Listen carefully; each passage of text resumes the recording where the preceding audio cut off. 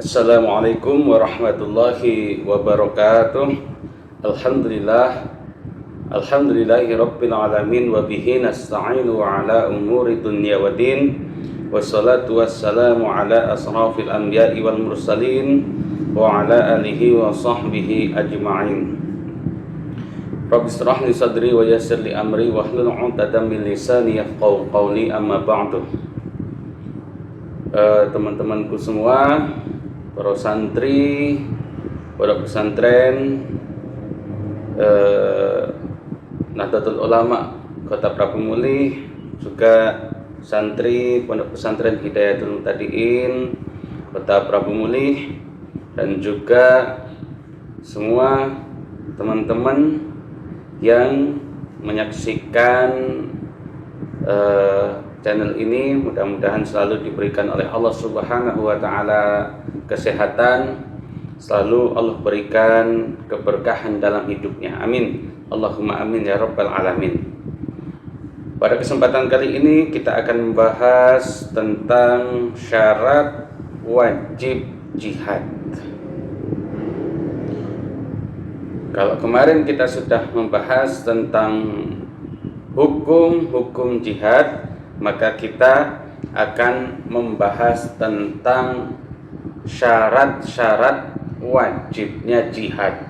Jadi kalau kita nanti sudah atau masuk dalam kategori ini, dalam situasi yang kemarin kita sebutkan dalam video sebelumnya, maka menurut kitab Fathul Qarib ini kita sudah terjatuhi hukum untuk berjihad. Mudah-mudahan negara kita tetap damai selalu, tidak ada peperangan, tidak ada saling permusuhan di antara yang lainnya. Apa saja syarat jihad itu di dalam ulasan para ulama? Ahaduha, yang pertama adalah al-islamu fala jihada 'alal kafiri. Jadi yang pertama adalah Islam. Tidak wajib bagi orang kafir, bagi orang yang tidak beragama Islam ini jihad. Karena jihad hanya untuk orang beragama Islam. Yang mengatur jihad hanya agama Islam. Yang membahas tentang jihad hanya agama Islam. Maka syarat wajib jihad kalau orang itu adalah Islam.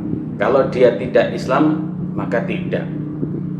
Wasaniu, dan yang kedua al-bulughu, yaitu baligh. Fala jihad 'alal sabiyyi, tidak jihad kalau dia anak-anak. Baligh, dewasa, masuk dalam syarat wajib jihad. Anak-anak tidak. Lah kalau kita lihat di luar negeri ada anak-anak sudah pegang senjata, sudah melawan penjajah, sudah melawan orang yang menyerangnya, itu hukumnya gimana? Ya mungkin karena sudah kepepet, sudah tidak ada naungan lagi, sudah nggak ada tempat untuk bersembunyi lagi, ya mau nggak mau dia harus melawan. Mungkin seperti itu. Wathalisu, dan yang ketiga al-aqlu fala jihada 'alal majnunin.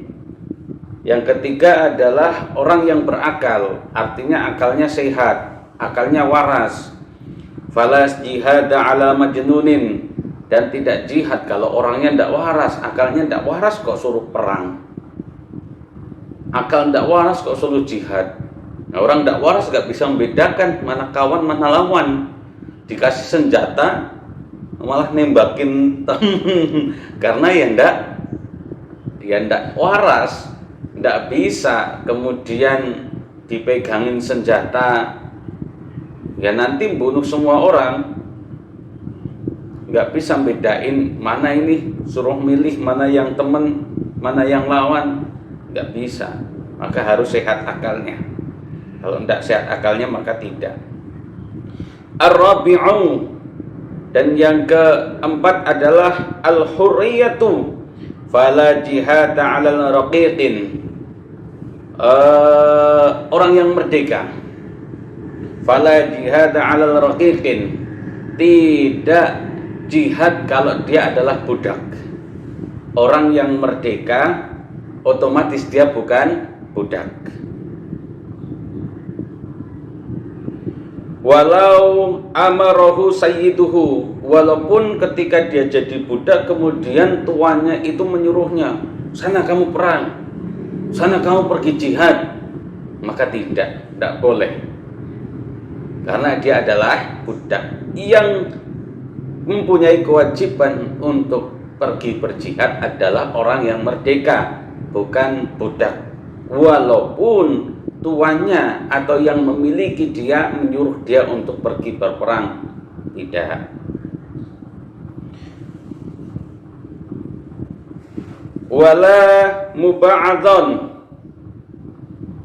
dan tidak juga budak yang muba'ad itu adalah budak yang dimiliki oleh dua tuan, atau budak yang setelah merdeka dari tuannya kemudian punya tuan yang lain, itu namanya muba'ad. Nah ini juga tidak dalam kategori wajib jihad.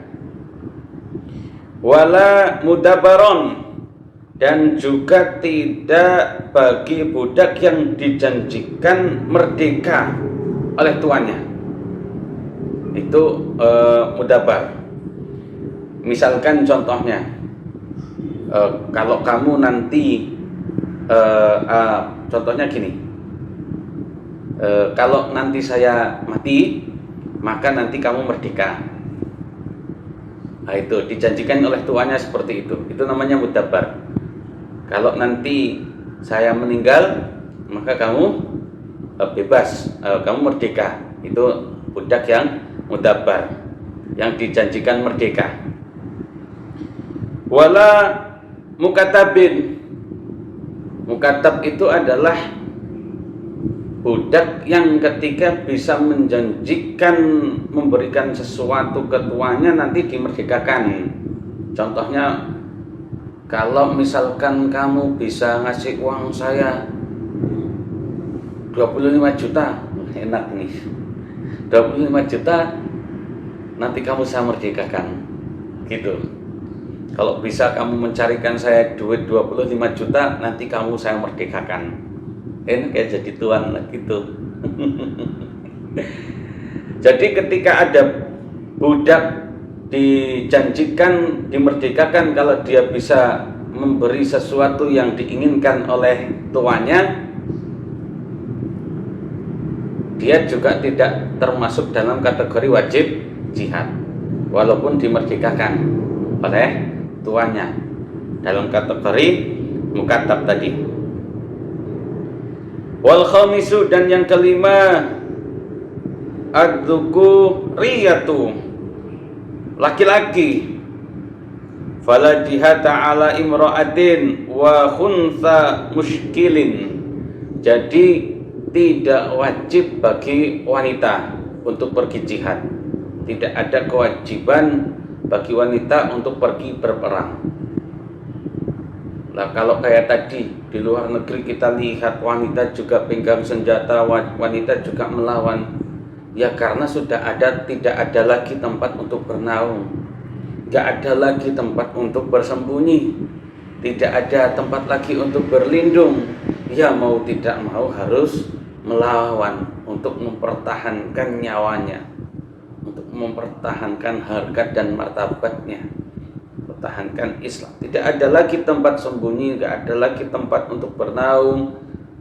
Sudah kepepet, ya mau nggak mau ya megang senjata, dan mudah-mudahan itu nggak akan pernah terjadi di negeri kita. Amin. Allahumma amin ya rabbal alamin. Wa khunsa muskilin, dan seorang yang mempunyai dua alat kelamin. Khunsa itu adalah orang yang terlahir ditakdirkan oleh Allah mempunyai dua alat kelamin. Jadi ada kelamin laki-laki, juga ada kelamin wanita waktu dia lahir. Nah nanti kalau sudah dewasa dia condongnya kemana? Kalau condongnya ke laki-laki berarti dia laki-laki, kalau condongnya ke perempuan berarti dia perempuan. Jadi terlahir dengan kondisi dua alat kelamin, bukan kemudian khunsa ini terlahir dengan satu kelamin kemudian nanti berbelok arah waktu pertengahan umurnya.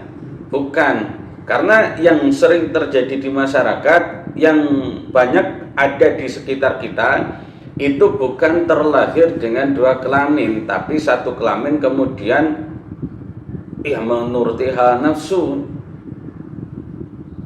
tidak bersyukur dengan kodratnya dilahirkan sebagai laki-laki atau perempuan. Ada laki-laki kemayu ada laki-laki kemayu, padahal dia terlahir laki-laki tulen, tapi setelah dewasa dia kemayu, pengen jadi kayak perempuan. Lah itu menyalahi kodrat, itu yang haram, hukumnya tidak boleh, karena dia sudah terlahir sebagai laki-laki karena tidak bisa ngekeh, tidak bisa menahan hawa nafsunya. Itu kan nafsu pengen jadi kayak perempuan. Kalau yang perempuan nafsu pengen jadi kayak cowok, tomboy kayak cowok, maka itu namanya tidak bisa mengendalikan nafsu. Lah itulah yang dilarang. Kalau orang sudah terlahir kodratnya perempuan, ya tidak boleh jadi laki-laki. Kalau sudah terlahir jadi laki-laki, ya tidak boleh kemudian merubah menjadi perempuan. Ini yang tidak boleh, dan ini yang memang banyak terjadi di sekitar kita. Di sekeliling kita itu bukan khunsa muskilin, bukan yang terlahir mempunyai dua kelamin, tetapi terlahir memang satu kelamin, kodratnya laki-laki pengen kayak perempuan, kodratnya perempuan pengen kayak laki-laki. Nah ini tidak boleh. Kalau benar khunsa, ya itu ada memang yang ditakdirkan oleh Allah kemudian punya dua alat kelamin, ada. Nah, itu nanti condong kemana waktu dewasa, pilih salah satu, harus itu. Yang terjatuh hukum wajib berjihad adalah laki-laki, bukan perempuan dan bukan khunsa. Wasadisu, dan yang keenam, as-sihhatu, orang yang sehat secara jasmani. Fala jihada ala maridin, maka tidak jihad kalau dia itu sakit. Loh, sakit kok jihad? Nggak lemes kan? Nggak ada tenaga. Orang jihad membutuhkan stamina yang tangguh, stamina yang kuat, tenaga yang kuat. Dia sakit, ya otomatis staminanya berkurang, tenaganya juga berkurang. Maka tidak bagi orang yang sakit. Bimaradin yamna'uhu anil qitali an qitalu. Jadi dengan sakitnya yang bisa membuat dia tidak bisa pergi berperang. Warukubin, dan dia tidak bisa berkendara. Illa bimasyaqatin syadidatin kahumman mutbaqatin yang sempurna. Artinya demam yang tinggi, kayak demam yang tinggi, masuk angin, demam tinggi, panas menggigil, akhirnya lemes sekali, akhirnya tidak bisa ngapa-ngapain, tepar lah kalau bahasa kita. Maka orang yang seperti itu tidak boleh berjihad atau tidak terhukumi wajib jihad, tidak masuk di dalam syarat wajib berjihad. Wasabi'u, dan yang ketujuh, at-taqatu 'alal qital, jadi kuat untuk berperang. Fala jihada 'ala aqta'in yadin masalan, jadi Tidak ada syarat wajib jihad bagi orang, contohnya kalau terpotong tangannya putus, tangannya diamputasi, tidak punya tangan lagi gitu, atau ditakdir oleh Allah lahir tanpa tangan, nah itu tidak wajib untuk jihad. Wala alaman adiman ubudil qitali kasilahin wa markubin wa nafaqatin, tidak wajib jihad atau tidak bagi orang yang tidak mempunyai persiapan perang. Lo mau berperang tapi tidak mempunyai siapan untuk perang, maka tidak diperbolehkan, tidak wajib. Orang mau pergi jihad tapi tidak mempunyai persiapan untuk jihad, nah ini gimana? Ya logikanya ya tidak masuk.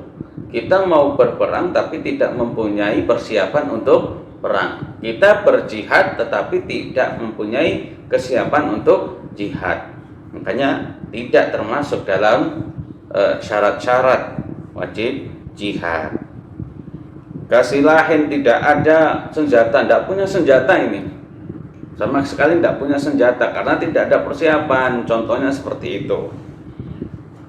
Wa markubin, dan tidak ada kendaraan untuk perang. Wa nafaqatin, nggak punya duit, tidak punya nafaqah, tidak punya harta. Nah, ini contoh-contohnya ketika orang tidak mempunyai kesiapan untuk berperang. Wallahu a'lam bishawab, wallahu muwaffiq ila aqwamit thoriq. Assalamualaikum warahmatullahi wabarakatuh.